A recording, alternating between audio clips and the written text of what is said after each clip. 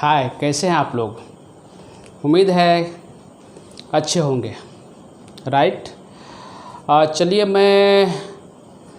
आज मैं biology start करने वाला हूँ। इसमें मैं आपके साथ 11th क्लास का बायोलॉजी और 12th क्लास का बायोलॉजी मैं दोनों डिस्कस करूँगा। और ये इस सेशन का पहला वीडियो होगा 11th क्लास के लिए। राइट। और ये जो लेक्चर है हमारा बेसिक बायोलॉजी करके हम कुछ बेसिक फंडामेंटल बात आपके साथ डिस्कस करेंगे। और इतना चीज़ जानने के बाद कुछ बेसिक फंडामेंटल्स बातें जो बायोलॉजी हर स्टूडेंट जो बायोलॉजी पढ़ता हो उसको जानना ही जानना चाहिए। इसके बाद मैं चैप्टर स्टार्ट करूँगा। Right. Biology NCERT 11th 12th पढ़ने से पहले कुछ बेसिक बात है, कुछ बेसिक जानकारियाँ हैं, कुछ बेसिक फैक्ट्स है बायोलॉजी के रिगार्डिंग जो हर बिगनर्स को जानना ही जानना चाहिए। मेडिकल की तैयारी करने वाले हर वो बच्चा, हर वो स्टूडेंट बायोलॉजी में तब अच्छा करेगा जब कुछ बेसिक फंडामेंटल्स उनका क्लियर होगा। तो मैं इस basic biology basic fundamentals of life science के रूप में मैं आज का टॉपिक स्टार्ट कर रहा हूँ आपके साथ। राइट। और हम लोग बायोलॉजी पढ़ रहे हैं बेसिकली मेडिकल एग्ज़ाम को ध्यान में रख करके। जब मैं मेडिकल एग्ज़ाम की बात करता हूँ तो इसका मतलब ये नहीं है कि +2 की बात नहीं हो रही है। +2 मतलब 11th 12th इंक्लूडिंग है। अगर आप 11th 12th का जो अपना सिलेबस है बायोलॉजी का, अगर आप NCERT बुक को ढंग से पढ़ेंगे, पूरे जोश खरोश में पढ़ेंगे, एक एक लाइन, एक एक सेंटेंस, एक एक वर्ड को क्लियर करेंगे तो आपका 12th में तो बहुत अच्छा मार्क्स आएगा ही आएगा 11th 12th में। और साथ साथ नीट का प्रिपरेशन भी आपका बहुत अच्छा से होगा। आप नीट में 90 में 90 आउट ऑफ 90 NCERT बुक पढ़ करके ला सकते हैं। आप बिलीव कीजिए, पिछले सेशन में पढ़ने वाला यहाँ का लड़का 88 आउट ऑफ 90 स्कोर किया है, मतलब 350 out of 360 marks from biology. और उम्मीद है कि आप भी इस चीज़ को कर सकते हैं। राइट। तो बायोलॉजी कैसे पढ़ा जाएगा मैं इसमें आपका मदद करूँगा।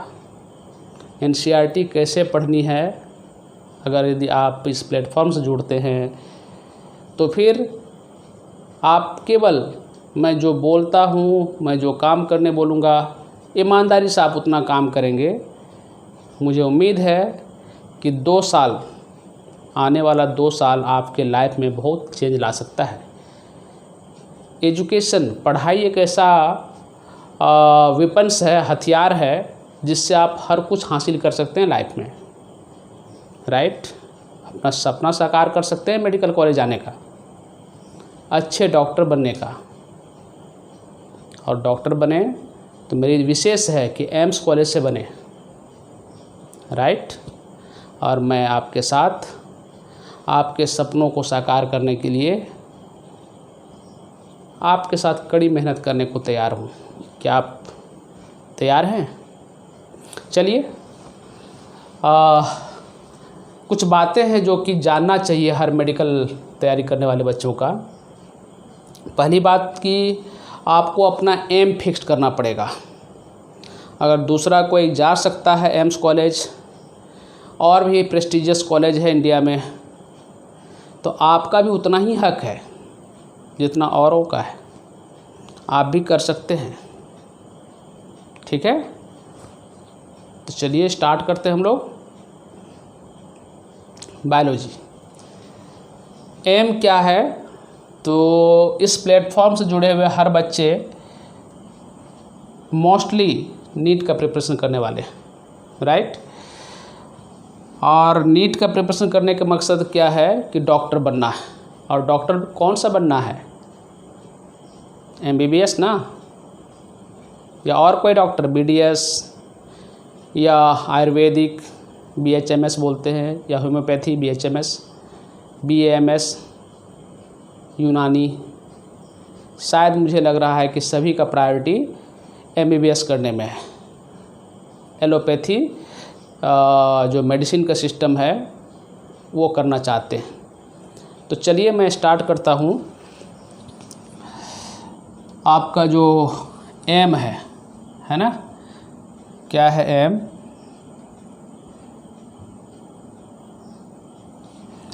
एम क्या है? एम क्या है आपका? MBBS। क्या है? MBBS। आप बताइए ये क्या है? What is MBBS? आप तो नाम बहुत बार सुने हैं, MBBS डॉक्टर बनना है। ये MBBS होती क्या है मालूम है? बहुत सारे बच्चे मास्टर बायोलॉजी, बॉटनी, साइंस, अगर ATC कुछ से कुछ बोलते हैं। बहुत लोग जानते भी होंगे, जो जान रहे हैं अच्छी बात है, नहीं जान रहे हैं हम लोग सीखेंगे। मैं बायोलॉजी पढ़ाने नहीं आया हूँ, मैं बायोलॉजी सिखाने आया हूँ। मैं कैसे बायोलॉजी पढ़ी जाती है मैं ये सिखाऊंगा आपको। NCERT कैसे पढ़ी जाती है, NCERT पढ़ के मैक्सिमम आप स्कोर कैसे कर सकते हैं। आप जुड़े रहिए प्लेटफॉर्म से। क्या है देखिए भाई, ये MBBS क्या है, तो आप इसको ध्यान रखेंगे ऐसे, पहले ऐसे, फिर ऐसे, राइट, ऐसे। पहले B के बारे में बोलना है। देखिए भाई, ये MBBS का कोर्स +2 के बाद होती है।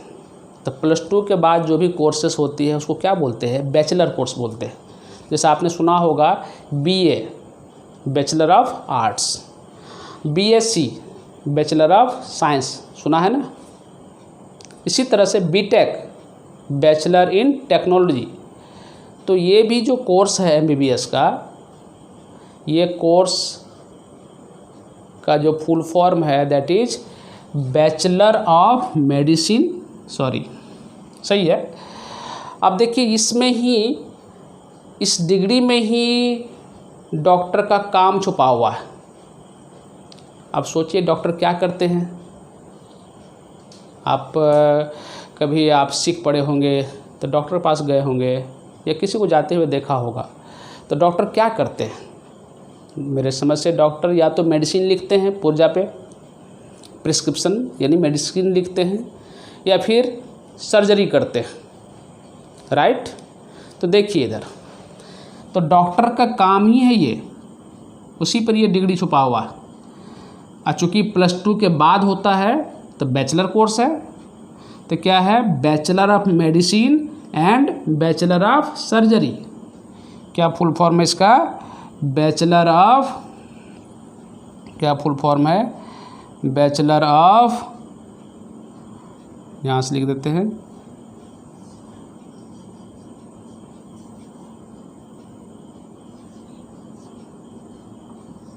Bachelor of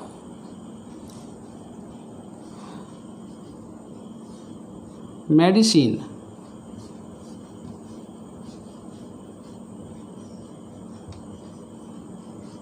and bachelor of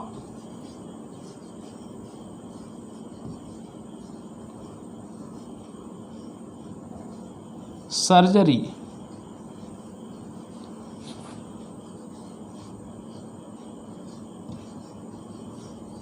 right, full form याद रखेंगे।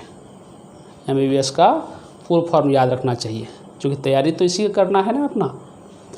और ये MBBS जो ख्वाब है आपका, राइट, इसको या इस कोर्स में दाखिला लेने के लिए आपको एक एग्ज़ाम क्रैक करना पड़ेगा। एग्ज़ाम का नाम क्या है? एग्ज़ाम का नाम क्या है? एग्ज़ाम का नाम क्या है? तो एग्ज़ाम का नाम है नीट। क्या करना पड़ेगा आपको? नीट का तैयारी करना पड़ेगा, नीट करना पड़ेगा। क्या है ये? नीट एग्ज़ाम देना पड़ेगा। एग्ज़ाम कौन सा? MBBS कोर्स में दाखिला लेने के लिए आप एक एग्ज़ाम पास करना पड़ेगा, दैट इज नीट। क्या नाम है? नीट नाम है। और ये नीट क्या है? बहुत लोग जानते भी होंगे, बहुत लोग नहीं भी जानते होंगे। मैं ये मान के चलता हूँ कि आप नहीं जान रहे हैं। जान रहे हैं तो अच्छी बात है, सुनिए, थोड़ा सा बर्दाश्त कीजिए मुझे। देखिए क्या है ये क्या है?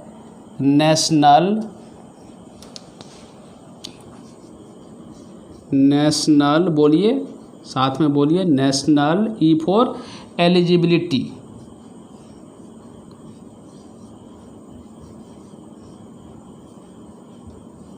Eligibility cum entrance test.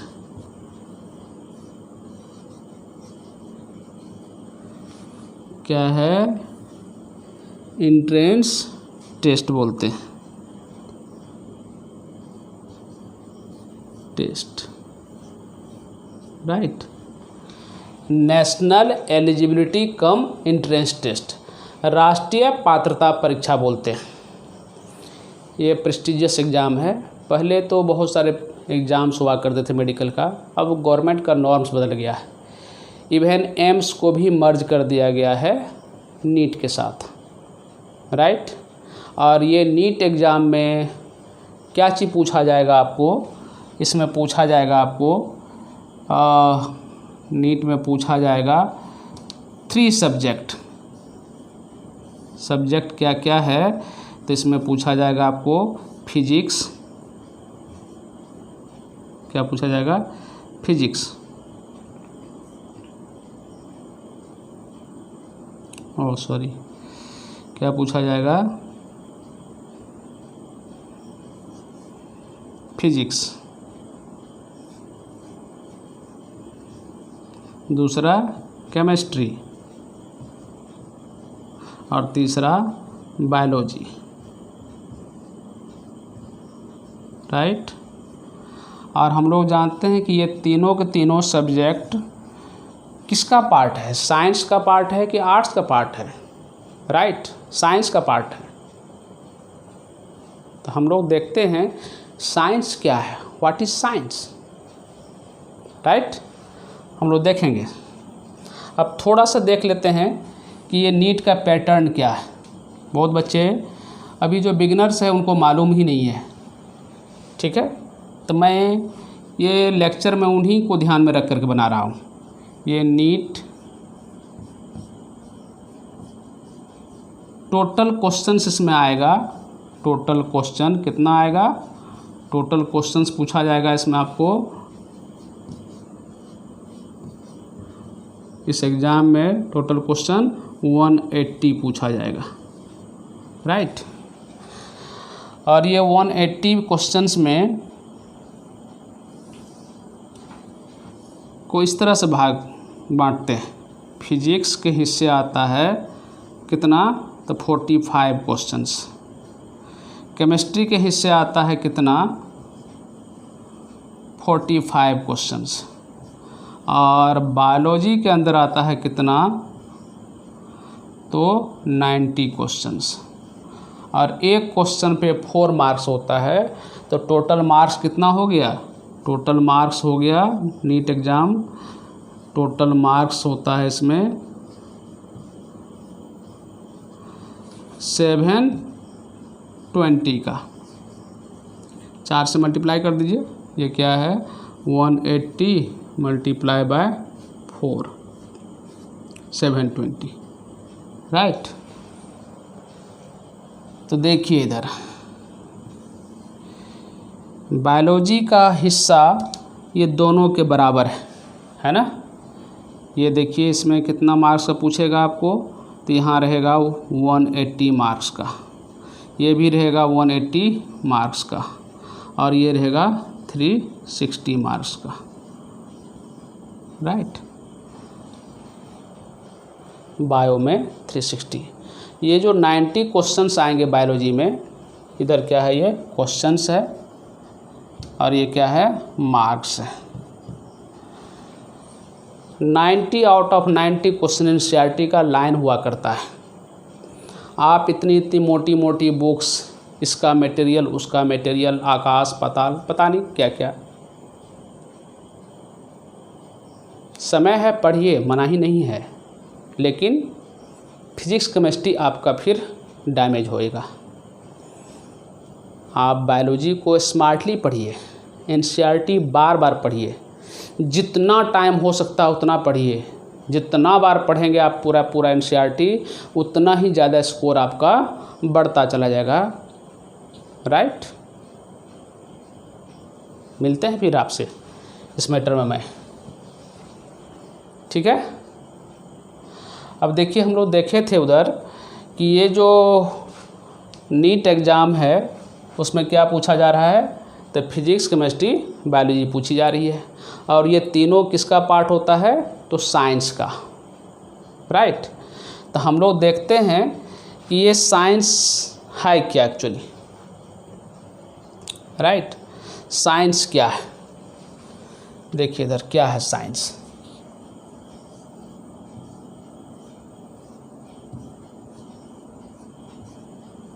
पूछेगा कि व्हाट इज साइंस, क्या जवाब देंगे। विज्ञान किसको बोलते हैं, साइंस मतलब विज्ञान। याद कीजिए, बहुत सारे हिंदी के बच्चे बोलते हैं क्रमबद्ध ज्ञान को विज्ञान बोलते हैं, सही है।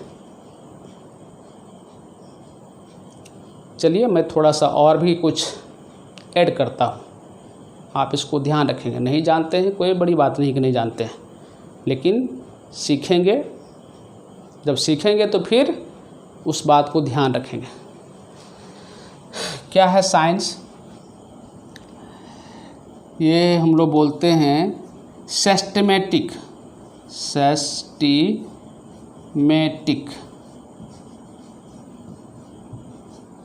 एंड एब्स्ट्रैक्ट नॉलेज है।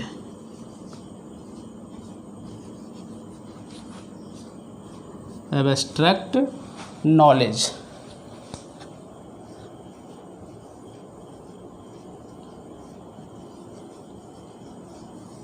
किसके बारे में भाई, सिस्टमैटिक क्रमबद्ध एवं परिष्कृत ज्ञान है। किसके बारे में, अबाउट एनी थिंग्स, अबाउट वो किसी चीज़ के बारे में हो सकता है, अबाउट एनी थिंग्स। वो किस पर आधारित होना चाहिए, which is based on, which is based on, किस पर आधारित होना चाहिए वो ज्ञान, बेस्ड ऑन ऑब्जर्वेशन,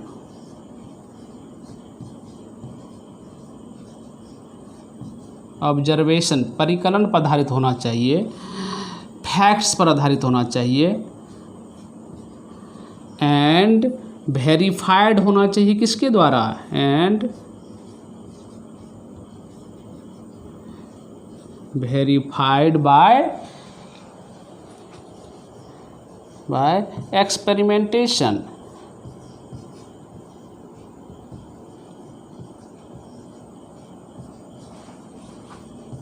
इसके द्वारा वेरीफाइड होना चाहिए। भाई बिना एक्सपेरिमेंट का तो साइंस का कल्पना भी नहीं कर सकते हैं। और परिकलन दैट इज ऑब्जर्वेशन, तो पूछेगा साइंस का डिफिनेशन, ठीक है, आप स्क्रीनशॉट ले सकते हैं। राइट, क्या है साइंस, तो ये सिस्टमेटिक एंड एब्स्ट्रैक्ट नॉलेज है, नॉलेज है, ज्ञान है, क्रमबद्ध एवं परिष्कृत ज्ञान है। किसके बारे में भाई, किसी भी चीज़ के बारे में हो सकता है, अबाउट एनी थिंग्स, जो किस पर बेस्ड होना चाहिए, तो ऑब्जर्वेशन पर, परिकलन बोलते हैं हिंदी में, फैक्ट्स पर आधारित होना चाहिए, और वेरीफाइड होना चाहिए किसके द्वारा, किसके द्वारा वो प्रूफ होना चाहिए, तो एक्सपेरिमेंट के द्वारा। इस तरह का डिफिनेशन अगर यदि आप ध्यान में रख सकते हैं तो अच्छा है, या आप भी अपना कुछ इससे बेटर सेंटेंस बना सकते हैं तो बना लीजिएगा। राइट। देखिए इधर ये जो नॉलेज है ना,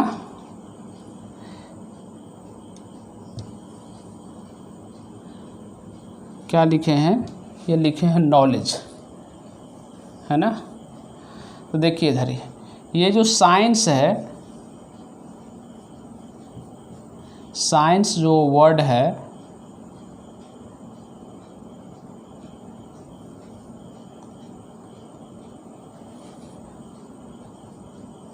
ये डिराइव्ड हुआ है, एक वर्ड ग्रीक वर्ड है, डिराइव्ड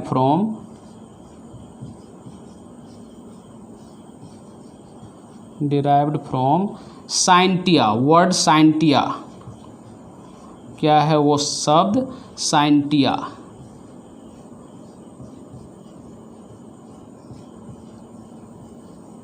ये ग्रीक वर्ड है, क्या है ये, ग्रीक वर्ड, ग्रीक वर्ड। और इसका मतलब क्या होता है, इस साइंटिया का मीनिंग क्या होता है, इसका मीनिंग होता है, इसका मीनिंग होता है क्या, बोलिए, मीनिंग होता है इसका नॉलेज। टू नो बोलते हैं या फिर नॉलेज बोलते हैं, क्या बोलते हैं, और नॉलेज।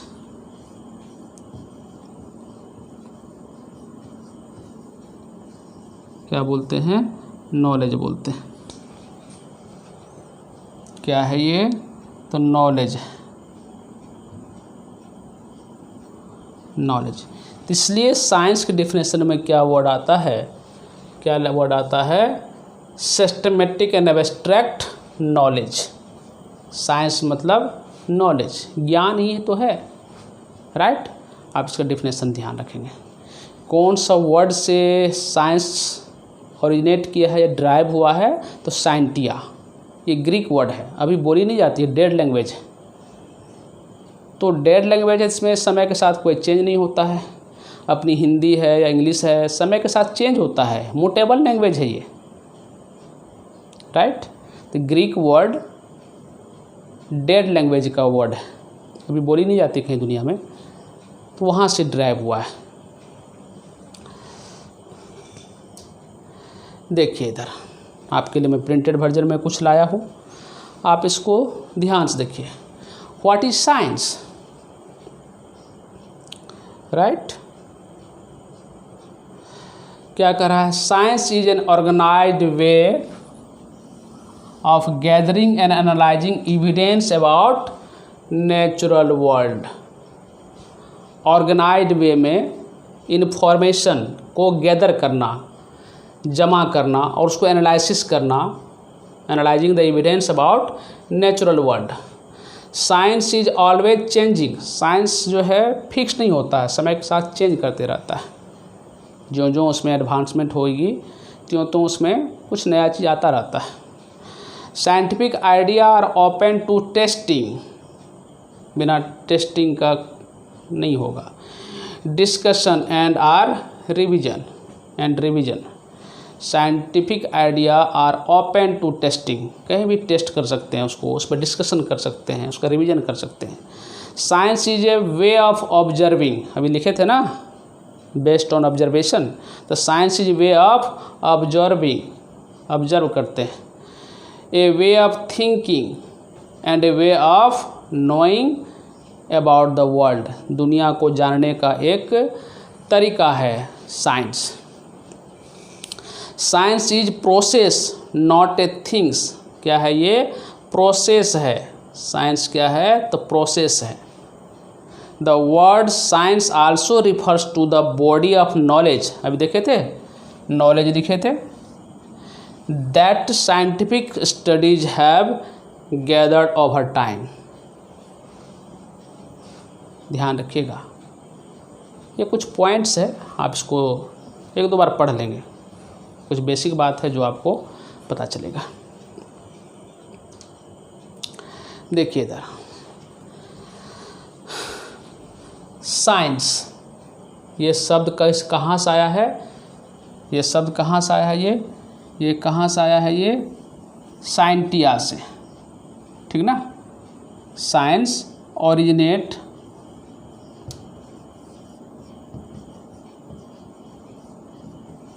from scientia। और इसका मीनिंग क्या होता है, मीनिंग क्या होता है इसका,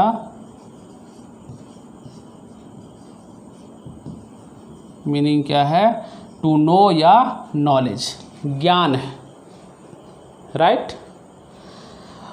मैं क्वेश्चंस पूछता हूँ, कुछ बेसिक बात है जो जानना चाहिए। एक तो फादर ऑफ साइंस कौन है, फादर ऑफ साइंस पूछेगा, क्या जवाब दीजिएगा, अरस्तु।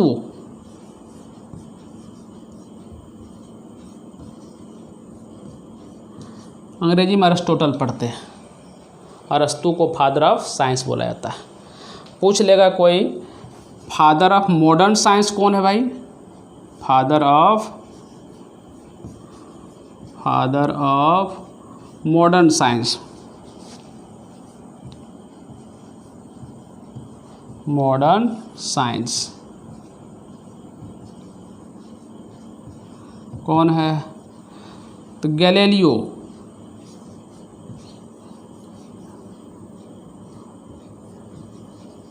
कौन है, गैलीलियो,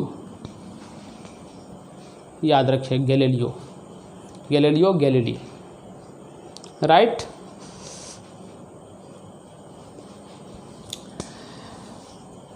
अब ये साइंस को हम लोग बांटे हैं दो भाग में, ठीक ना, साइंस को हम लोग बांटते हैं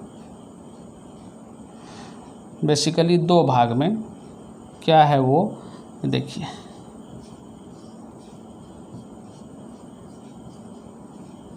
हम लोग बांटते हैं दो भाग में।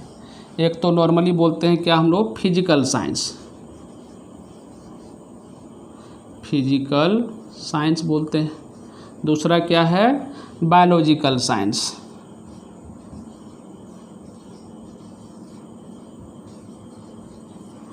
Biological science, right. एससी मतलब साइंस। इसमें आप पढ़ेंगे, बायोलॉजिकल साइंस में आप पढ़ेंगे बायोलॉजी के बारे में। क्या आएगा इसमें, बायोलॉजी के बारे में, बायोलॉजी। और इसमें पढ़ेंगे आप फिजिक्स और केमिस्ट्री के बारे में, और केमिस्ट्री के बारे में, राइट।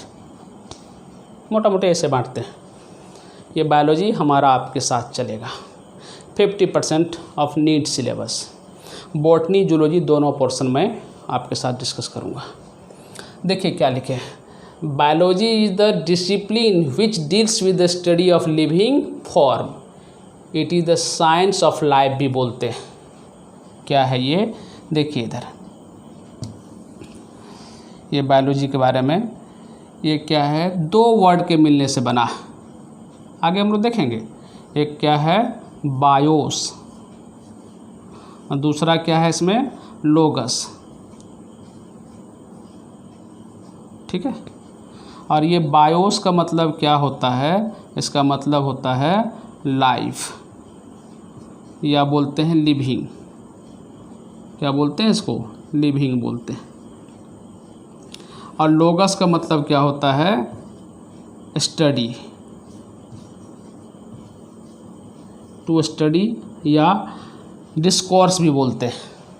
तो सिंपल सा डेफिनेशन क्या हुआ बायोलॉजी का, क्या बोलेंगे, बोलिए, स्टडी ऑफ, क्या बोलेंगे, बोलिए, study of life, study of life. Life मतलब क्या है, लिविंग, है ना, लिविंग ऑर्गेनिज्म के बारे में हम लोग पढ़ते हैं। अलग अलग तरीके से बोल सकते हैं, study of life, history of life on earth, ऐसे ही बोलते हैं, ठीक ना। एक डिफिनेशन जो मैं यहाँ प्रिंटेड वर्जन में मैं दिया हूँ, देखिए क्या है, क्या लिखे हैं, स्टडी ऑफ, सॉरी क्या, biology is the discipline which deals with study of living forms, है ना, या इसको बोलते हैं लिविंग ऑर्गेनिज्म। ठीक है, living organism. Okay, living organism. और इसको क्या बोलते हैं हम लोग? It is the science of life. Simple में क्या बोलेंगे हम लोग? Science of life. राइट, आप इसको ध्यान रखेंगे। ठीक है, साइंस ऑफ लाइफ याद रहेगा। अब देख लीजिए, साइंस को फिजिकल और बायोलॉजिकल साइंस, फिजिक्स केमिस्ट्री जहाँ पढ़ेंगे आप पढ़ेंगे, बायोलॉजी हमारे साथ चलेगा आपका। ठीक है, और क्या है? स्टडी ऑफ लाइफ या लिविंग, बायोस और लोगस से ये मिला हुआ है, मिल के बना हुआ है। Right,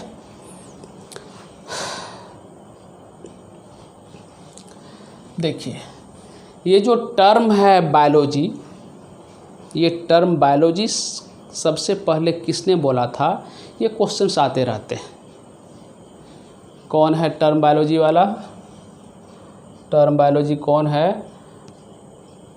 originate from to Greek word, अभी लिखे थे, बायोस जिसका मतलब क्या है? लाइफ, और लोगस स्टडी या डिस्कोर्स बोले थे।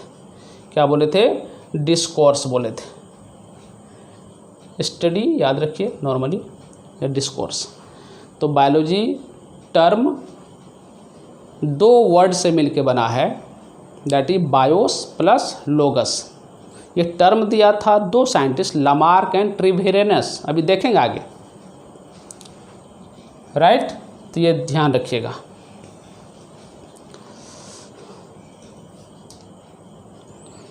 करा फर्स्ट मेजर बायोलॉजिकल ऑब्जर्वेशन, सबसे पहला बायोलॉजिकल ऑब्जर्वेशन किया गया था अरिस्टोटल के द्वारा। इसलिए तो हम लोग उसको फादर ऑफ साइंस बोलते हैं, या बाद में फादर ऑफ बायोलॉजी भी उसी को बोलते हैं। हम लोग देखेंगे अभी आगे। क्या है? Made by ancient Greek naturalist Aristotle. ठीक है, ये अरिस्टोटल याद रखिएगा, और उसका ये जीवन काल भी याद रखिएगा। बिफोर क्राइस्ट, ये क्या है? बीसी का मतलब क्या है? Before Christ. क्राइस्ट समझते हैं ना, ईसा के जन्म से पहले, बिफोर क्राइस्ट।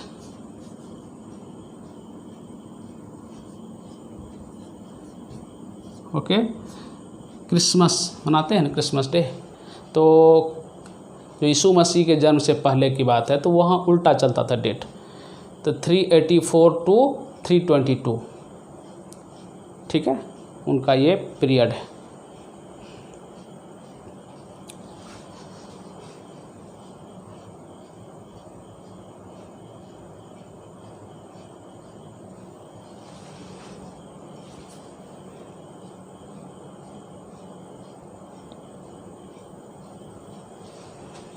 चलिए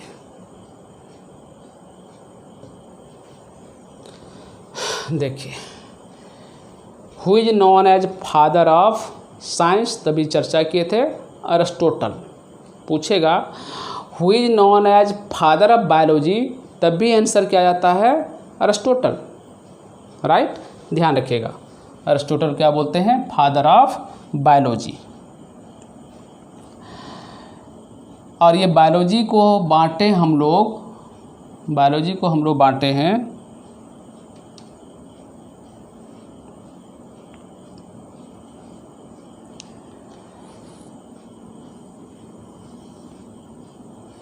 बॉटनी और जूलॉजी में। भाई हम लोग अभी देखे थे स्टडी ऑफ लाइफ बोले थे या लिविंग ऑर्गेनिज्म बोले थे। तो देखिए तो अपने आसपास में कितने टाइप का लिविंग ऑर्गेनिज्म है। एक तो पेड़ पौधा प्लांट्स, दूसरा क्या है? Animal including human being. और भी है कुछ जिसमें लाइफ मिलता है? नहीं है, नेकेड आई से दिखता नहीं है। माइक्रोब्स, माइक्रोब्स सूक्ष्म जीव, उसमें भी तो लाइफ है। तो ये जो था बांटने का तरीका बायोलॉजी को बॉटनी और जूलॉजी में ओल्ड तरीका था। अभी क्या किए हैं? बायोलॉजी को 3 ब्रांच बांटते हैं, बॉटनी, जूलॉजी और माइक्रोबायोलॉजी। तो तीसरा मैं लिख देता हूँ यहाँ, क्या है? माइक्रोबायोलॉजी।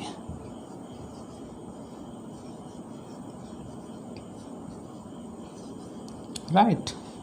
अब बॉटनी में क्या करते हैं स्टडी, हम लोग देखते हैं आगे।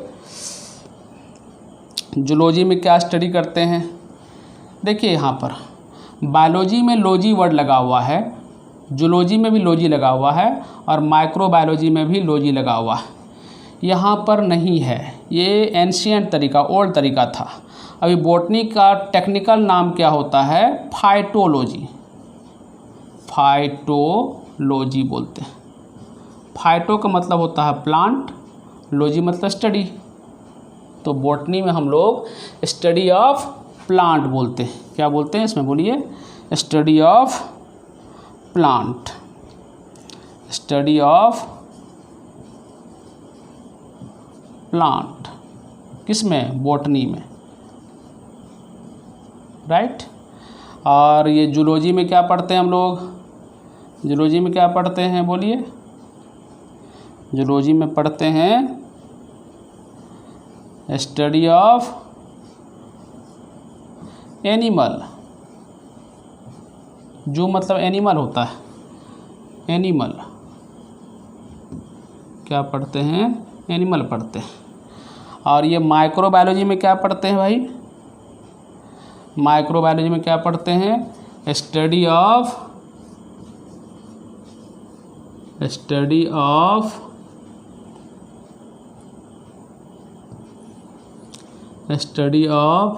माइक्रोब्स, माइक्रोब्स का स्टडी करते हैं। और ये क्या है, देखिए, जहाँ भी किसी वर्ड में माइक्रो लगा रहेगा पहले, तो इसका मतलब होता है very small organism, very small बोलते हैं। क्या बोलते हैं, वेरी स्मॉल। तो माइक्रोबायोलॉजी है, बायोलॉजी में तो लिविंग का करते हैं स्टडी, तो वेरी स्मॉल लिविंग ऑर्गेनिज्म का स्टडी करते हैं तो बोलते हैं माइक्रोबायोलॉजी, राइट। चलिए आगे देखते हैं।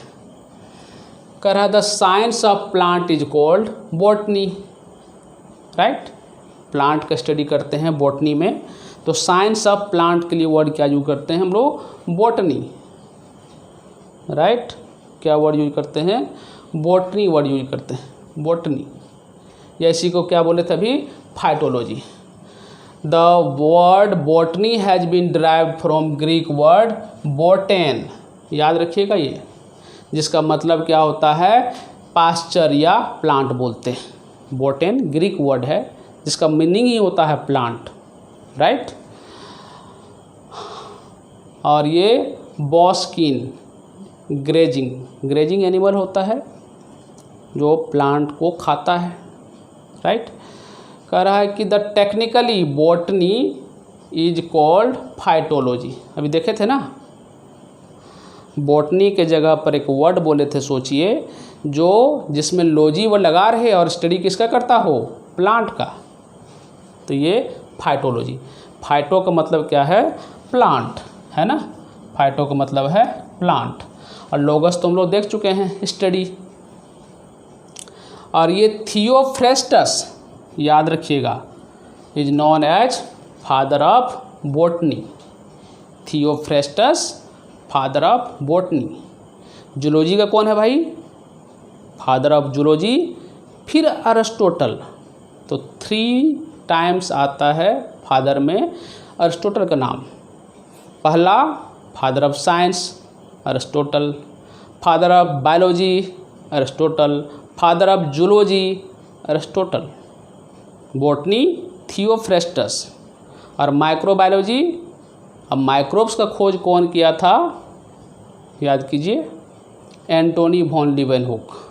तो फादर ऑफ माइक्रोबायोलॉजी में एंटोनी वॉन लीवेनहुक का नाम अगर चॉइस में मिलेगा तो वो लगाएंगे, या नहीं तो लुई पास्चर भी लगा सकते हैं, कहीं कहीं लुई पास्चर भी रहता है, राइट, ध्यान रखिएगा। अब यहाँ से देखिए, लिख लीजिए यहाँ पर, Antony von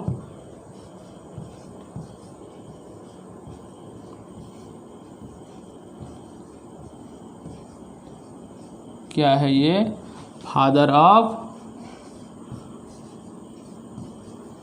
father of microbiology.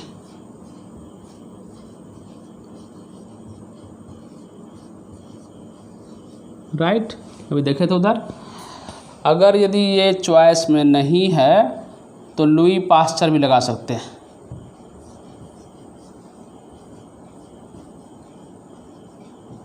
Right, Louis Pasteur. और अरिस्टोटल क्या है?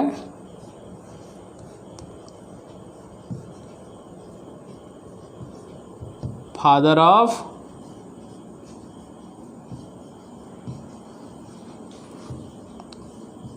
जूलॉजी। राइट, साइंस का भी फादर है और बायोलॉजी का भी फादर है, याद रखिएगा। देखिए, zoology is the study of animal. जून या जू मतलब क्या होता है? एनिमल। जू घर जाते हैं घूमने के लिए, तो जूलॉजी में क्या है? स्टडी ऑफ एनिमल है ना। ये जून वर्ड से ZOON का मतलब होता है, ये ग्रीक वर्ड है, और लोगस तो स्टडी, और Aristotle is called father of zoology. Right, scientist का कुछ ये बेसिक क्लास है। ये सब बातें हर बायोलॉजी पढ़ने वाले स्टूडेंट को तो जानना ही जाना चाहिए, और ख़ास करके मेडिकल प्रिपरेशन करने वाले स्टूडेंट के लिए तो ये सब बहुत ही ABCD वाला नॉलेज है। कोई बात नहीं जानते हैं तो क्या करेंगे, सीखेंगे। ये 2 साल का समय आपके लाइफ में बहुत कुछ चेंज लाने वाला है। राइट, बहुत कुछ चेंज। ये 2 साल जिन्होंने अपने आप को कंट्रोल करके पढ़ाई कर लिया, आप लाइफ में जहाँ चाहते वहाँ पहुँच सकते हैं। अगर ढंग से पढ़ाई नहीं करेंगे तो फिर ये 2 साल आपके लाइफ को काफ़ी डाउन भी ले जा सकता है। चॉइस आपका है।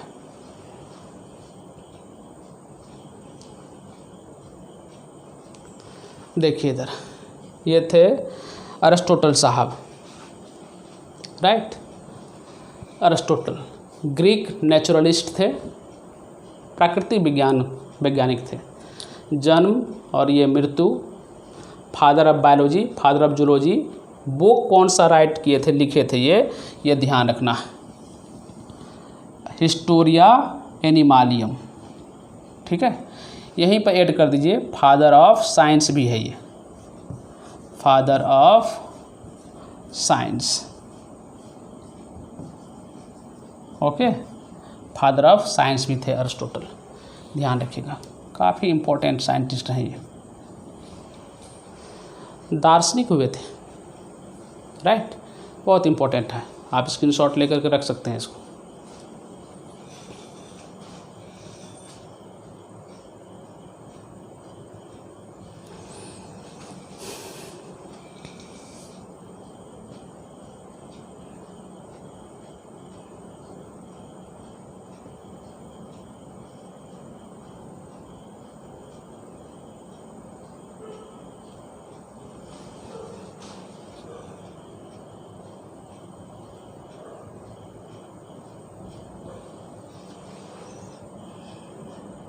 बोर्ड थोड़ा छोटा हो जा रहा था, चलिए ठीक है। देखिए इधर, ये क्या है? थियोफ्रेस्टस। ये थियोफ्रेस्टस साहब, जिनको फादर ऑफ बॉटनी के नाम से जानते हैं, ये स्टूडेंट थे किसका? अरिस्टोटल का।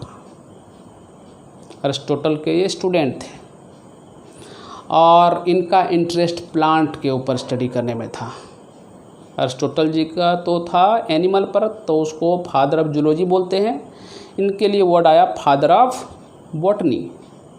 वो हिस्टोरिया एनिमालियम लिखे थे बुक, ये लिखे हैं हिस्टोरिया प्लांटारम। दोनों का बुक सिमिलर है, एक एनिमल के बारे में है और एक प्लांट के बारे में, ध्यान रखिएगा। ये बुक भी पूछता है एग्जाम में, फेमस बुक था। करा स्टूडेंट ऑफ अरिस्टोटल कौन थे? ये थियोफ्रेस्टस स्टूडेंट ऑफ अरिस्टोटल थे। इसका जन्म 370 टू 285 जन्म और मृत्यु का टाइम है। ग्रीक बॉटनिस्ट थे। First describe about 500 plant of food and medicinal value. उस समय जो पाए जाते थे प्लांट जहाँ से ह्यूमन बीइंग जो है फूड गैदर करता था या और भी एनिमल, और कुछ मेडिसिनल वैल्यू का प्लांट, तो लगभग 470 था एक्चुअली, तो 500 के आसपास वो प्लांट का डिस्क्रिप्शन किए थे हिस्टोरिया प्लांटोरियम नाम के बुक में। Considered morphological character for classification. ये जो 500 के आसपास या 470 प्लांट को जो क्लासिफाई किए थे उसका जो बेसिस था वो क्या था? Morphological study, external forms and structure, बाहरी रंग रूप रेखा को ध्यान में रख कर के ये अलग अलग टाइप का प्लांट के बारे में वो डिस्क्रिप्शन दिए थे। फेमस बुक याद रखिएगा ये Historia Plantarum, oldest available literature on the field of botany. ठीक है, ये 480, 470 भी लिखता है कुछ बुक में, 480 आपका यहाँ पर डाटा है। कह रहा है ये टर्म बायोलॉजी कौन दिया था? टर्म बायोलॉजी तो ये लमार्क है ना, जीन बैप्टिस्टी डी लमार्क, लमार्क बोलते हैं, फ्रांस के रहने वाले थे। और दूसरा क्या है? जी ट्रिविरानस। ठीक है, 1802 ईस्वी में ये टर्म बायोलॉजी दिए थे। टर्म बायोलॉजी क्वाइंड बाय या term biology given by Lamarck and Treviranus, याद रखिएगा। सिंपल ऐसे याद रखिएगा, term biology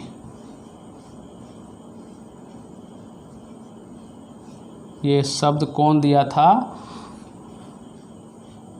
by Lamarck and ट्राविरेनस, ट्रिवेरेनस बोलते हैं, ट्रिविरेनस। ठीक है, ट्रिविरेनस, ट्रा नहीं ट्रिविरेनस, राइट, ध्यान रखिएगा। एक थे फ्रांस के रहने वाले, वो थे जर्मनी के रहने वाले।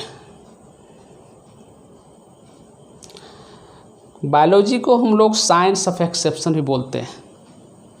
यहाँ पर कुछ फिक्स नहीं है, सिंपल सा देखिएगा। हम लोग बोलते हैं रेप्टाइल में हार्ट का चैम्बर कितना होता है? हार्ट तो एक ही है, चैम्बर कितना होता है? 3 चैम्बर बोलते हैं। लेकिन रेप्टाइल के अंदर क्रोकोडाइल भी आता है और उसमें पढ़ते हैं हम लोग 4 चैम्बर हार्ट, है ना कमाल का चीज़। एक्सेप्शन, बहुत सारा एक्सेप्शंस है बायोलॉजी में। ठीक है, कॉमनली साइंस ऑफ एक्सेप्शन भी के रूप में भी हम लोग जानते हैं बायोलॉजी को। बायोलॉजी मतलब लाइफ साइंस।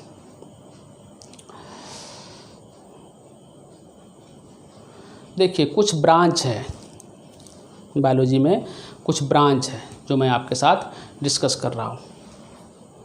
एक है एनाटोमी, राइट, क्या है? Anatomy.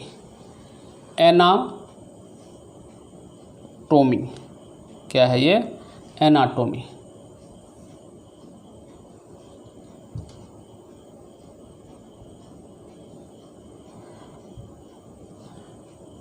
Anatomy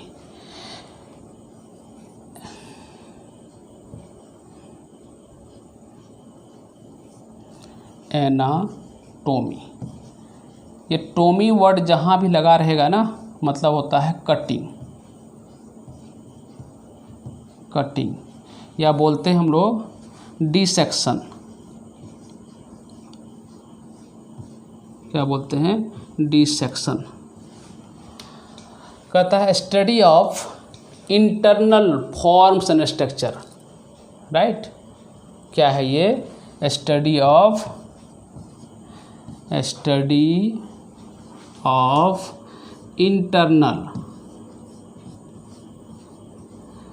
internal forms and structure.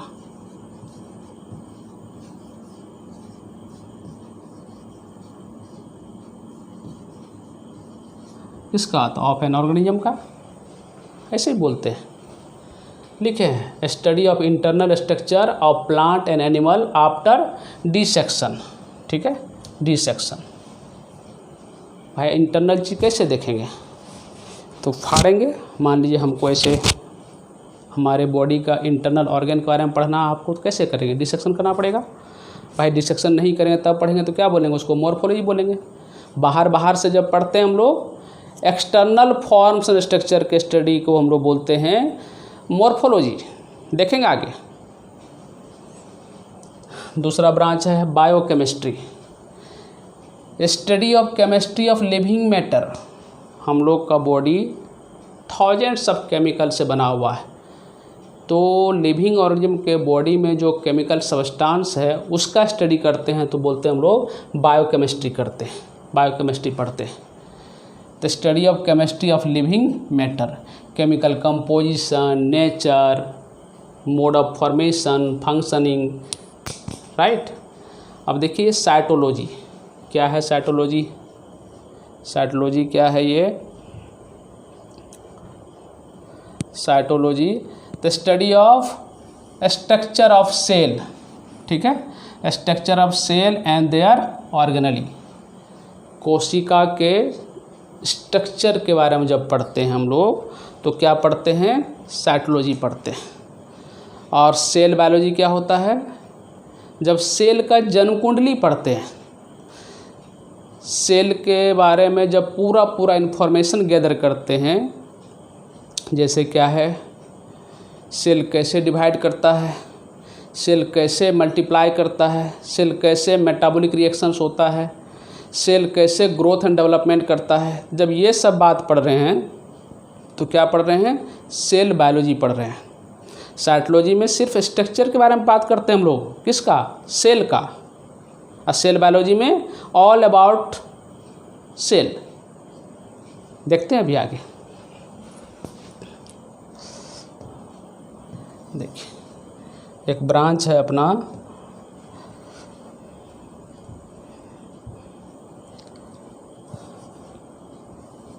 Cytology. क्या पढ़ते हैं इसमें,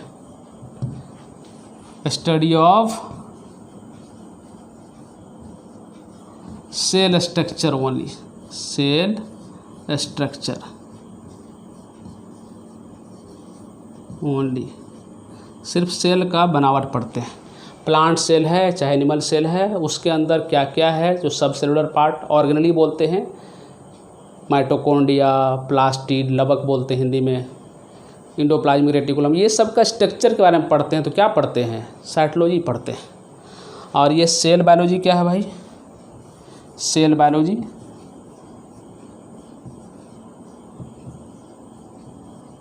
क्या है, सेल बायोलॉजी ये क्या होता है,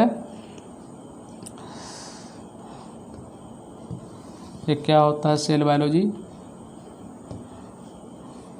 study of different aspects of cell. क्या बोलते हैं हम लोग, डिफरेंट एस्पेक्ट्स ऑफ सेल बोलते हैं। और ये डिफरेंट एस्पेक्ट्स क्या है, डिफरेंट एस्पेक्ट्स का मतलब क्या है, जैसे cell division, cell metabolism,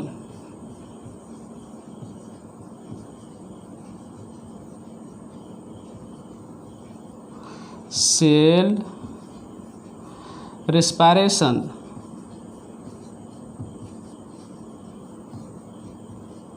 right, इस तरह की बात करते हैं। सेल ग्रोथ एंड डेवलपमेंट,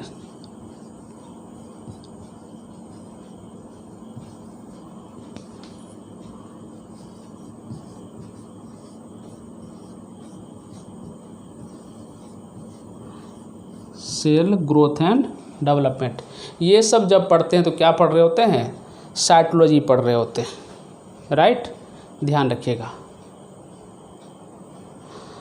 अभी देखिए इधर एक ब्रांच होता है, एक ब्रांच होता है हिस्टोलॉजी। ये क्या है देखिए, तो हिस्टोलॉजी क्या है, ये हिस्टोलॉजी। क्या है हिस्टोलॉजी? याद कीजिए, स्टडी ऑफ टिश्यू बोलते हैं। क्या बोलते हैं? टिश्यू। कोशिकाओं के अध्ययन को हम लोग बोलते हैं हिस्टोलॉजी। ध्यान रखिएगा, ये हिस्टोलॉजी बहुत इंपॉर्टेंट है। अब भाई ये टिश्यू क्या होता है? व्हाट इज टिश्यू पूछेगा, क्या जवाब देंगे? बोलिए, क्या बोलेंगे टिश्यू के बारे में? A group of cell. इतना से काम नहीं चलेगा। देखिए, अब आप लोग बड़े हो गए।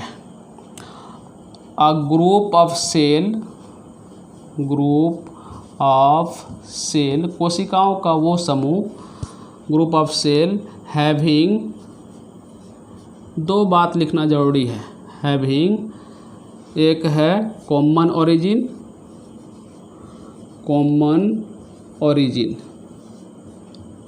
क्या बोलते हैं? Common origin. एंड दूसरा बात जो बोलना जरूरी है, सिमिलर फंक्शन,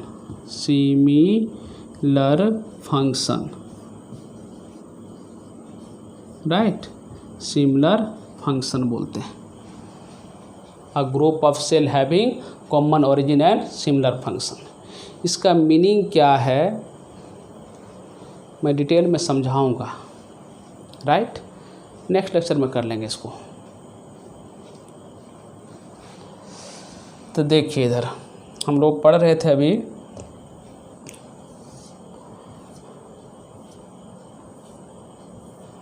इधर था ना। अब देखिए, साइटोलॉजी देख लिए, हिस्टोलॉजी देख लिए।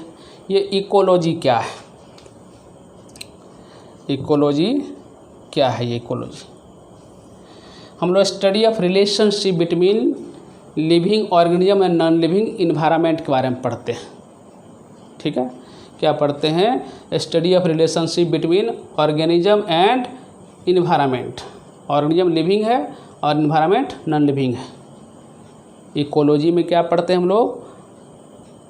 ऑर्गेनिज्म, और ऑर्गेनिज्म जहाँ पे रहता है तो रहता कहाँ? नॉन लिविंग इन्वायरमेंट में रहता है। ऑर्गेनिज्म और जहाँ पर वो रहता है वातावरण, ठीक है, तो हम लोग बोलते हैं इकोलॉजी को reciprocal relationship between living organism and non living environment. ठीक ना। इकोलॉजी में हम लोग रिलेशनशिप पढ़ते हैं, लिविंग ऑर्गेनिज्म जहाँ वो रहता है उनके साथ किस तरह का इंटरेक्शन है, किस तरह के रिलेशन में है। हम लोग नॉन लिविंग के साथ कंफर्टेबली रहते हैं, उनके सपोर्ट के बगैर नहीं जिंदा रह सकते। सही बोल रहा हूँ, राइट। तो लिविंग और नॉन लिविंग के बीच जो इंटरेक्शंस है, इसका स्टडी करते हम लोग इकोलॉजी में। तीसरा और ये ब्रांच क्या है? Embryology, study of developmental stage of organism up to hatching and birth. अभी देखिए क्या है एम्ब्रायोलॉजी। मेल स्पर्म प्रोड्यूस करता है, फीमेल एग प्रोड्यूस करती है। ये स्पर्म और एग फ्यूज करेगा, क्या बनेगा? जायगोट बनेगा ना। देखिए अभी इस तरह की बात कर रहे हैं हम।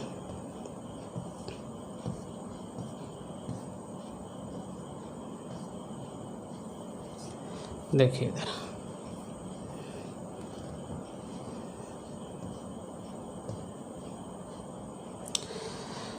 देखिए ये मेल का सिंबल है। क्या है ये? मेल। क्रॉस कराते हैं, मतलब शादी होती है। ये फीमेल, क्या है ये? फीमेल का सिंबल है, फीमेल। मेल क्या प्रोड्यूस करता है? तो मेल प्रोड्यूस करता है ये स्पर्म। क्या बोलते हैं इसको? स्पर्म बोलते हैं, स्पर्म। फीमेल क्या प्रोड्यूस करती है? तो ये एग बोलते हैं, या बोलते हैं ओवम। ठीक है। अब ये दोनों फर्टिलाइज किया, प्रोसेस कहलाता है फर्टिलाइजेशन, फर्टिलाइजेशन, या बोलते हैं इसको सिंगेमी। सिंगेमी प्लांट के लिए मेनली यूज करते हैं, सिंगेमी एनिमल के लिए फर्टिलाइजेशन। क्या बनेगा? ये बनेगा जायगोट। एग हैप्लॉइड होता है। ये हैप्लॉइड डिप्लॉइड क्या है? आगे बहुत बार आएगा। 1 बेसिक सेट ऑफ क्रोमोजोम, मतलब 23 क्रोमोजोम इसमें, 23 क्रोमोजोम इसमें। हम लोग के बॉडी में 46 क्रोमोजोम होता है, तो उसके हाफ को बोलते हैं एन। 23 क्रोमोजोम स्पर्म के थ्रू, 23 ओवम के थ्रू। ये क्या है? जायगोट।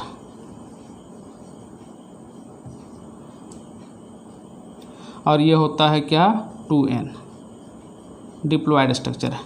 इसमें एक न्यूक्लियस स्पर्म का और एक न्यूक्लियस ओवम का मिला हुआ।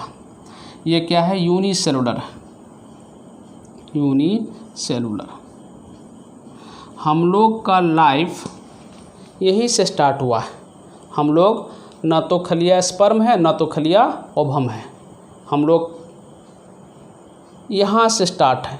हम लोग कभी न कभी अपने लाइफ में एक सेल के थे, यूनिसेलुलर थे। कब? जब जायगोट के फॉर्म में थे। इसमें क्या हुआ? समय के साथ डिवीजन हुआ। हम लोग क्या मल्टी सेलुलर हैं, है ना?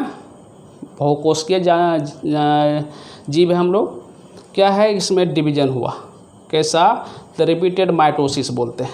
Mitosis, mitosis. ये माइटोसिस मियोसिस वर्ड आएगा कितना बार?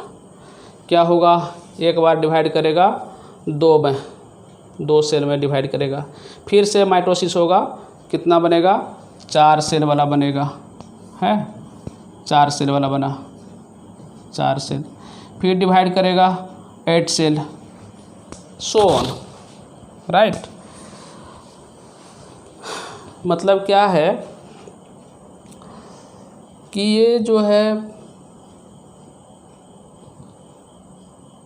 डिवीजन के बाद, ठीक ना, ये 1 cell stage, 2 cell stage, 4 cell stage, ठीक है, ये 8 सेल स्टेज,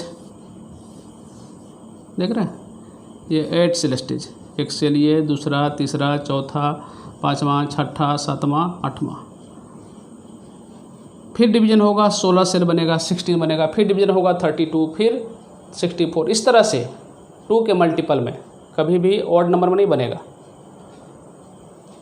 मतलब क्या है? 2 बना है तो 4 ही बनेगा, 3 नहीं बनेगा, 5 नहीं बनेगा। 4 है तो 4 से 8 बनेगा, बीच में 6 नहीं बनेगा, ध्यान रखिएगा। अब क्या है कि इसको हम लोग एम्ब्रियो बोलते हैं, ठीक ना। जायगोट जब बहुत सारा सेल का हो जाता है तो इसके लिए वर्ड यूज करते हैं हम लोग एम्ब्रियो, ठीक है, एम्ब्रियो बोलते हैं। और इसमें क्या होगा? बाद में डिफ्रेंशिएशन होगा। बहुत सारा सेल जो यहाँ पर बना है वो अपने आप को 3 जर्म लेयर में डिवाइड करेंगे, एक्टोडर्म, मेसोडर्म, इंडोडर्म, राइट। देखिए इधर,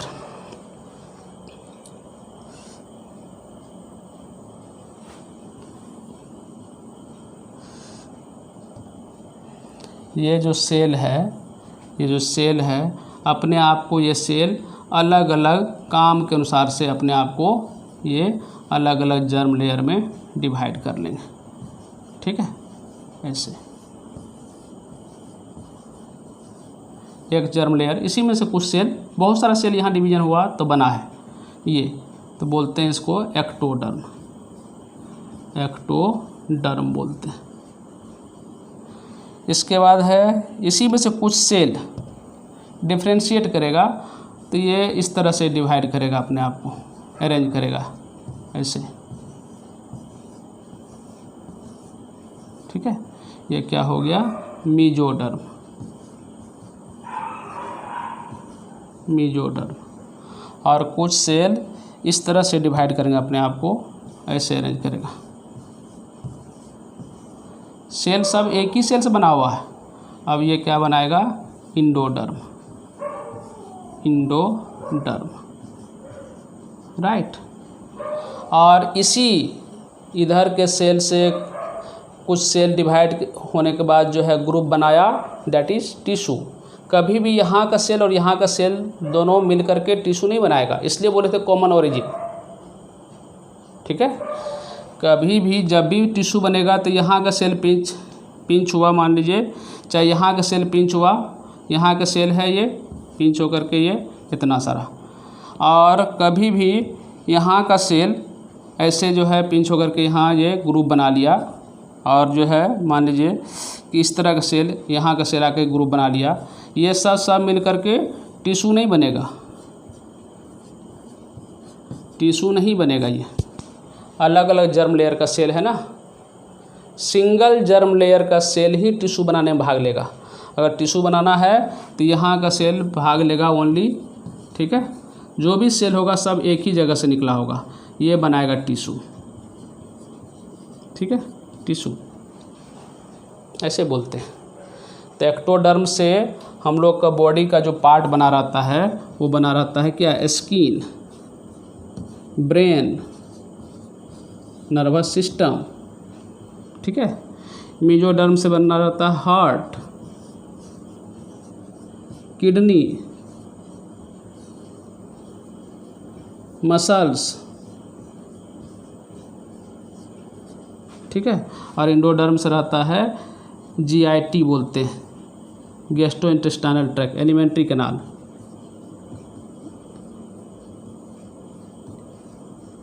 एलिमेंट्री कैनाल, राइट। ALE कर दीजिए, एलिमेंट्री कैनाल। पढ़ेंगे ये सब चीज़ डिटेल में पढ़ेंगे। हम लोग का बॉडी देखिए तो tube with in the tube body plan है। मतलब क्या है, ये जो है अंदर से खोखला है, अगर यदि आहार नाल को खींचकर निकाल दीजिए तो एक इस तरह का है ट्रंक लाइक स्ट्रक्चर, और उसके नीचे में एक फिर है ये फूड पाइप वाला। तो एक ट्यूब के अंदर दूसरा ट्यूब पड़ा हुआ है ना, tube with in tube. Animal classification पढ़ेंगे तो आएगा ये चीज़।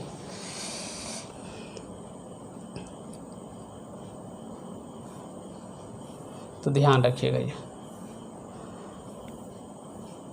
तो जायगोट का एम्ब्रियो में डेवलपमेंट को बोलते हैं हम लोग embryology, study of developmental stage of organism up to hatching और बर्थ। जब तक बर्थ ना हो जाए तब तक जो डेवलपमेंटल स्टेज है बॉडी के अंदर एम्ब्रियो का, दैट इज एम्ब्रियोलॉजी। और देखिए इंडोक्राइनोलॉजी, इंडोक्राइनोलॉजी क्या है, study of endocrine gland and hormone action in animal. ये ग्लैंड को बोलते हैं ग्रंथि, राइट। तो हम लोग के बॉडी में दो तरह ग्लैंड है, एक होता है एक्सोक्राइन ग्लैंड, एक होता है इंडोक्राइन ग्लैंड। एक्सोक्राइन ग्लैंड के सेक्रेशंस को हम लोग बोलते हैं एंजाइम, और इंडोक्राइन ग्लैंड के सेक्रेशंस को बोलते हैं हम लोग हार्मोन। पढ़ेंगे डिटेल में, ये तो अभी बेसिक क्लास है, यहाँ डिटेल नहीं जा रहे हैं, बस टर्म आपको वाकिफ़ करवा रहे हैं। अगर भूल गए हैं तो या नहीं जानते हैं तो ये सब चीज़ जानना चाहिए, तब फिर हम लोग बुक स्टार्ट करेंगे, राइट। देखिए इधर इंडोक्राइनोलॉजी क्या है, स्टडी ऑफ इंडोक्राइन ग्लैंड। हम लोग के बॉडी में इंडोक्राइन ग्लैंड कौन कौन सा है, एक तो है यहाँ पर पिट्यूटरी, हाइपोथैलेमस, इसके बाद है यहाँ पर thyroid, parathyroid, thymus, adrenal, testis, ovary, ये सब के अंदर भी पेनक्रियाज, पेनक्रियाज एक्सोक्राइन इंडोक्राइन दोनों है, मिक्स्ड ग्लैंड बोलते हैं, ठीक है। डिटेल पढ़ेंगे हम लोग आगे। चलिए, कह रहा इवोल्यूशन क्या है, तो कह रहे हैं study of origin of life and the gradual differentiation और descent of species. Study of origin of life, जीवन का उत्पत्ति के बारे में पढ़ते हैं, और ये चेंज कैसे हुआ आफ्टर, मतलब कि समय के साथ कैसे ग्रेजुअल चेंजेज आया है लिविंग ऑर्गेनिज्म में। पहले कुछ और फॉर्म में था, अब कुछ और फॉर्म में हो गया, आगे कुछ और होगा, ये सब इवोल्यूशन, राइट। देखिए हिस्टोलॉजी भी देख चुके थे, study of tissue bye microscopy, microscope पर देखते हैं, टिश्यू का स्टडी करते हैं। इम्यूनोलॉजी क्या है, ये इम्यूनोलॉजी, अभी कोरोना काल है ना, इम्यून सिस्टम का बहुत चर्चा हो रही ना। इम्यूनोलॉजी क्या है, ये इम्यूनोलॉजी है ना, study of resistance of organism to infection. हम लोग जो है ना पर डे हज़ारों टाइप के बैक्टीरिया वायरस से हम लोग का सामना होता है, फूड के साथ, वाटर के साथ, एयर के साथ। तो बैक्टीरिया वायरस हम लोग के बॉडी में जाता है। क्या हर बैक्टीरिया वायरस हम लोग के बॉडी में जाकर के डिजीज कॉज करता है? नहीं। क्यों नहीं करता है? हम लोग का अंदर का fighter that is called immune system, प्रतिरोधी क्षमता बोलते हैं, वो उस बैक्टीरिया वायरस के साथ एकदम 1 to 1 फाइट करता है और इसमें हमारे बॉडी की जीत होती है। जब तक हमारा बॉडी जीत रहा है मतलब हमारा इम्यून सिस्टम सही से काम कर रहा है, तो बाहरी इन्फेक्शंस वगैरह नहीं होंगे। किसी वजह से जैसे एक्सेसिव अल्कोहलिज्म करता है लोग और भी कुछ जो बैड हैबिट्स है, उसके वजह से क्या होता है, बॉडी इम्यून सिस्टम वीक पड़ता है। फूड हैबिट गड़बड़ है या जितना प्रॉपर बैलेंस डाइट लेना चाहिए नहीं ले पाते हैं, तो क्या होता है धीरे धीरे इम्यून सिस्टम वीक पड़ता है। इम्यून सिस्टम को कंट्रोल करता है हम लोग के बॉडी में थाइमस ग्लैंड, जो समय के साथ एजिंग आने से वो डिटेरियोरेट करता है। तो बूढ़े लोगों में ऐसे भी इम्यून सिस्टम थोड़ा कम हो जाता है, तो बूढ़े लोग को बहुत सारा बीमारी अटैक करता है, राइट।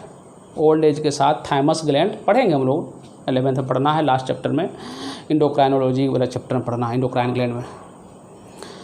तो ये जो थाइमस ग्लैंड है वो सेक्रेट करता है हम लोग के बॉडी में इम्यून सिस्टम को कंट्रोल करने वाला, ठीक है, एंटीबॉडी बनाता है। पढ़ेंगे हम लोग आगे। लिम्नोलॉजी, ये वर्ड याद रखिएगा, क्या है? Study of fresh water, lakes, pond and stream. Lakes मतलब झरना झील के बारे में पढ़ते हैं हम लोग, फ्रेश वाटर के बारे में। मॉर्फोलॉजी अभी देखे थे उधर। एनाटोमी, ये मॉर्फोलॉजी क्या है? Study of external forms and structure of an animal, या प्लांट भी हो सकता है। देखिए इधर क्या लिखेंगे हम लोग, ये मॉर्फोलॉजी, मॉर्फोलॉजी भाई क्या है ये? Study of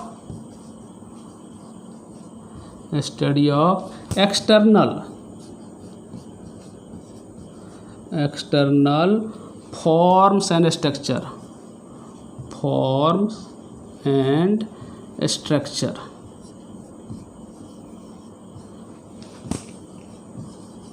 of an organism.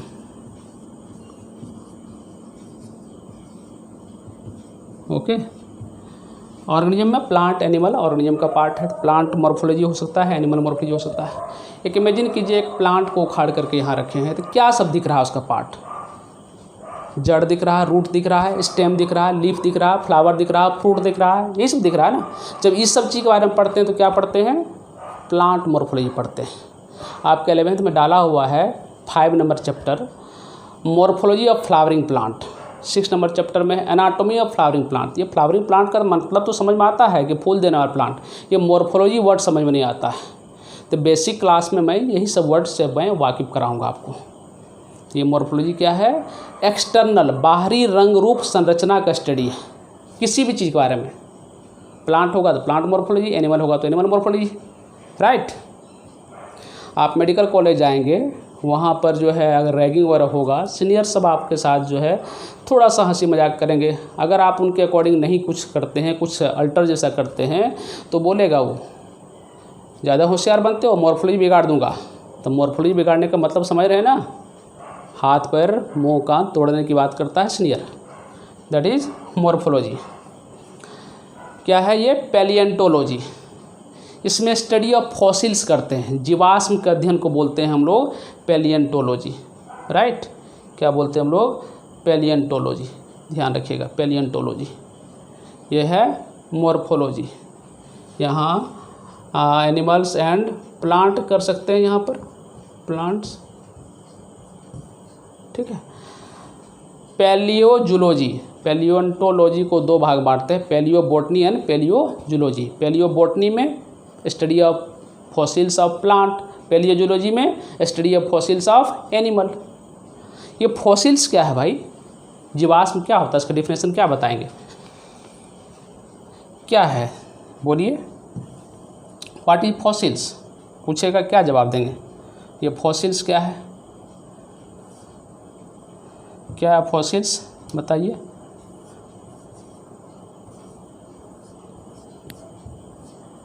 क्या है ये फॉसिल्स? क्या है? What is fossils? बोलते हैं एनी एविडेंस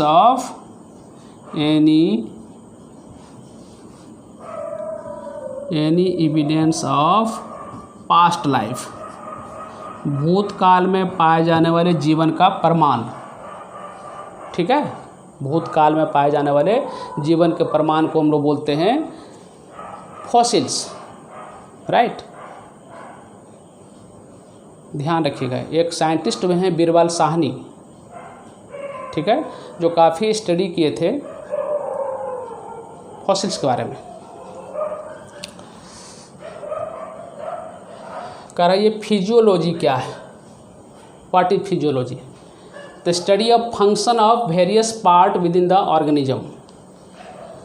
एनाटोमी में तो इंटरनल स्ट्रक्चर, मॉर्फोलॉजी में एक्सटर्नल स्ट्रक्चर, साइटोलॉजी में study of cell, cell biology में various aspects of cell, right. और ये फिजियोलॉजी क्या है पढ़िएगा, ह्यूमन फिजियोलॉजी करके चैप्टर है, यूनिट है 11th में। प्लांट फिजियोलॉजी करके यूनिट है, तो प्लांट तो समझ में आता है, एनिमल समझ में आता है, फिजियोलॉजी नहीं समझ में आता है।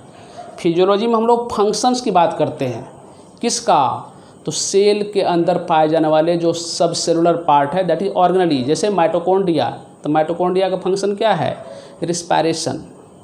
प्लास्टिड, लवक बोलते हैं हिंदी में, जिसमें क्या रहता है, क्लोरोफिल रहता है, तो क्या होगा फंक्शन, फोटोसिंथेसिस। तो हम लोग फंक्शंस की बात करते हैं, तो क्या होता है, वो फिजियोलॉजी की बात करते हैं, राइट।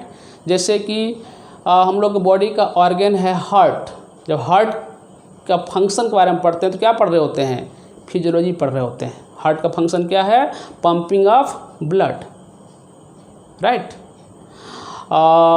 किडनी का फंक्शन जब पढ़ रहे हैं तो क्या पढ़ रहे हैं, फिजियोलॉजी पढ़ रहे हैं।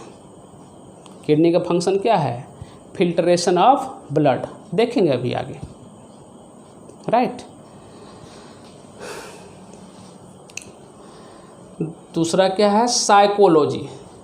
ये फिजियोलॉजी फंक्शंस था, ये psychology, study of related area of psychology and biology.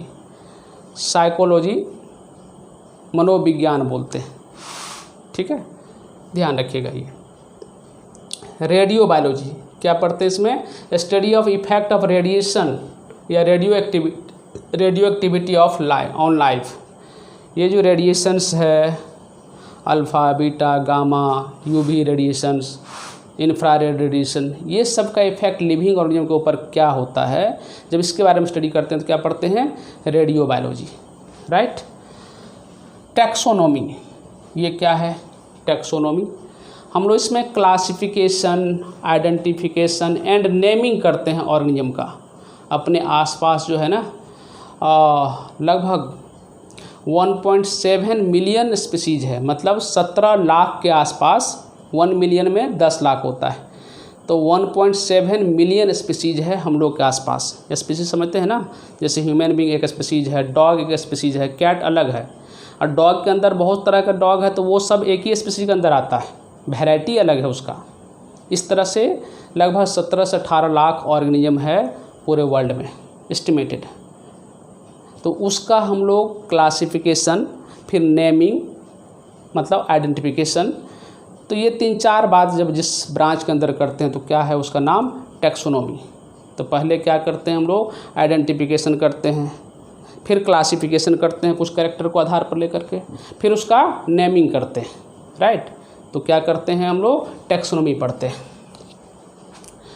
The study of classification of organism and their evolutionary relationship with other organism, right.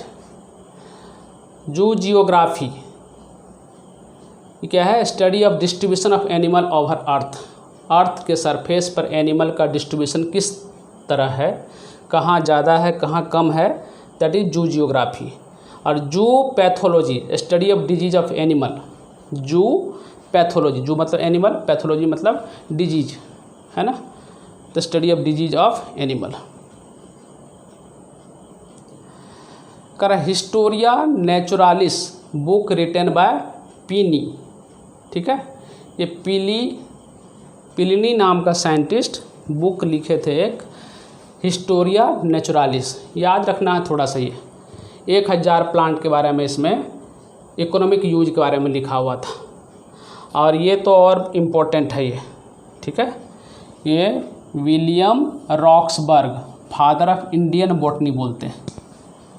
ये बाहर के लोग हैं, विदेशी थे लेकिन इंडिया में ही रह गए और ये बॉटनी में बहुत ज़्यादा काम किए इंडिया में, इंडिया के ही होकर रह गए थे बाद में। ये William Roxburgh father of Indian botany के नाम से जानते हैं। फादर ऑफ बॉटनी पूछेगा तो Theophrastus, father of Indian botany पूछेगा तो विलियम रॉक्सबर्ग, याद रखिएगा। कुछ देखिए टर्म है, कुछ इम्पोर्टेंट इन्फॉर्मेशन है जो आपको याद रखना है। फादर ऑफ बॉटनी थियोफ्रेस्टस देख चुके हैं हम लोग, है ना। क्या है ये? थियोफ्रेस्टस, याद रखिएगा। Father of genetics Mendel, G J Mendel, काम आएगा आगे। ये बेसिक इन्फॉर्मेशन है, इतना बात तो हर बायोलॉजी जानने वाले बच्चे को होना चाहिए। Father of evolutionary idea Empedocles. Father of eugenics Francis Galton. Father of mutation Hugo de Vries. Father of modern embryology Karl Ernst von Baer. Father of palaeontology Leonardo da Vinci. Father of taxonomy Carolus Linnaeus. ये सबको आप थोड़ा सा बीच बीच में regular interval पर मनन करेंगे, याद हो जाएगा, है ना। ये सब याद होनी चाहिए बायोलॉजी के स्टूडेंट को, ठीक है। Father of special creation of theory father सुराज। फादर ऑफ ब्लड ग्रुप होता है ना, ए बी ओ, तो ये दिए था Karl Landsteiner. Father of blood circulation William Harvey. Father of comparative anatomy G Cuvier. Father of modern genetics T H. Morgan. Drosophila genetics भी यही दिया था। Father of medicine Hippocrates. आप मेडिकल कॉलेज जाएंगे तो एक ओथ लेना पड़ता है, दैट इज हिप्पोक्रेटिक ओथ, बताया नहीं जाता है, आप जाएंगे तो पता चलेगा आपको। Father of microbiology Louis Pasteur, या एक और नाम यहाँ पर था, क्या बोले थे? Antony von Leeuwenhoek, LEUWENHOEK। अगर ये नहीं है चॉइस तब ये लगाएंगे, दोनों चॉइस नहीं रहेगा तो ध्यान रखिएगा। एंटोनी वॉन लीवेनहुक भी सही है और ये भी सही है, अगर दोनों रहा तो वो आंसर ज़्यादा सही है, right. Father of immunology Edward Jenner. ये सब कुछ है, बार बार आपको ध्यान देना है। अब देखिए साइंटिफिक मेथड क्या है, कैसे साइंस काम करता है। तो साइंटिफिक मेथड में defined as series of steps to collect information और solve problem. Series of steps क्या है? तो प्रॉब्लम या ऑब्जर्वेशन, ये देखे थे ना साइंस में, ऑब्जर्वेशन किए थे। इसके बाद जो है उसके बारे में कुछ जो फाइंडिंग मिला तो दैट इज हाइपोथेसिस। फिर क्या करते हैं? एक्सपेरिमेंट करते हैं। फिर एक्सपेरिमेंट के बाद जो डाटा आया एनालिसिस करते हैं, कुछ कंक्लूजन निकालते हैं, फिर से उसको रिपीट करते हैं, हर बार बार वही चीज़ आ रहा है, इस तरह से बोलते हैं हम लोग, ये स्टेप्स को हम लोग रिपीट करते हैं। आस्क क्वेश्चन या आइडेंटिफाई प्रॉब्लम, ठीक है, किसी भी चीज़ के बारे में क्वेश्चन आस्क कीजिए और क्या प्रॉब्लम है उसको आइडेंटिफाई कीजिए। कंस्ट्रक्ट ए हाइपोथेसिस। हाइपोथेसिस किसको बोलते हैं? गेस स्टेटमेंट को बोलते हैं। मान लीजिए कोई बात है, उसके बारे में गेस कर रहे हैं कि ऐसा हो सकता है, ये एक्सपेरिमेंटली वेरीफाइड नहीं है अभी, बस गेस स्टेटमेंट है, वो सही भी हो सकता है गलत भी हो सकता है, ठीक है ना। गैस करते हैं ना, हम ये गैस कर रहे हैं कि ऐसा होना चाहिए, अनुमान लगाना, अनुमानित वक्तव्य है वो। तो construct hypothesis, perform an experiment, फिर वो जो अनुमानित स्टेटमेंट है उसको प्रूफ करने के लिए हम लोग एक्सपेरिमेंट करते हैं, फिर उस डाटा को एनालाइज करते हैं, क्रिएट कंक्लूजन। अगर यदि सपोर्ट नहीं कर रहा तो फिर से हम लोग हाइपोथेसिस बदलते हैं, फिर वही प्रोसेस करते हैं। अगर वो जो हम लोग का रिजल्ट आया है वो हाइपोथेसिस को सपोर्ट कर रहा है तो फिर हम लोग एक्सपेरिमेंट करते हैं। ये कुछ मेथड है। मैं ये लेक्चर बेसिक क्लास का जो लेक्चर 1 है मैं इसको यहाँ वाइंड अप करता हूँ और मिलते हैं फिर से नेक्स्ट लेक्चर में। तब तक के लिए अपना ध्यान रखिएगा। Okay, best of luck.